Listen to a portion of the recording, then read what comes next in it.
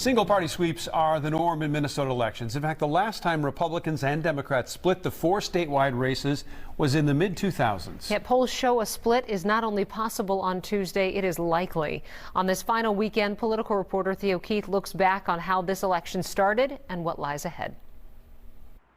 The seeds of the governor's race got planted on a late winter day in 2020. We need to stop congregating. We're going to close the bars. We're going to close the restaurants. Tim Walz's response to the pandemic meant almost everybody in the state knew his name and had an opinion. One of the strongest came from a freshman state senator and family doctor, Scott Jensen, who started appearing on right-wing talk shows and pushing back on Walz. One Minnesota was never meant to be one ruler for Minnesota. Up to that point, the two were hardly on a collision course. I do. Congratulations, sir. Walz easily won the job in 2018. His term started in relative harmony with a divided legislature. But then came the twin crises of the pandemic and the police murder of George Floyd that led to riots. Walz's response would polarize the rest of his term. As for Jensen, he really wasn't on anyone's radar as the Republican standard bearer. He bucked his own party during a single term in the Senate. Gun rights supporters called him a rhino, Republican in name only, after he sponsored a gun control bill that he's since called a mistake. I don't think I'm going to lose my seat over this issue, but if I do, que sera.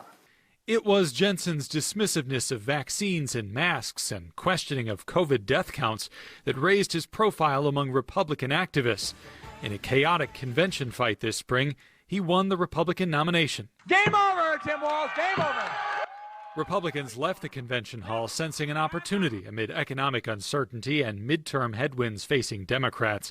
The State House and Senate are both up for grabs, and Walz acknowledges his race will be closer than the 11-point margin he won by in 2018. These 4 years were not what we thought they were going to be, but we built coalitions that can't be tore apart. Republicans haven't won a statewide election since 2006, and polls show Walz leading. Many Republicans believe their best chance is another race for Attorney General. My top priority is crime, crime, and crime. Polls have Republican Jim Schultz tied with or leading DFL incumbent Keith Ellison.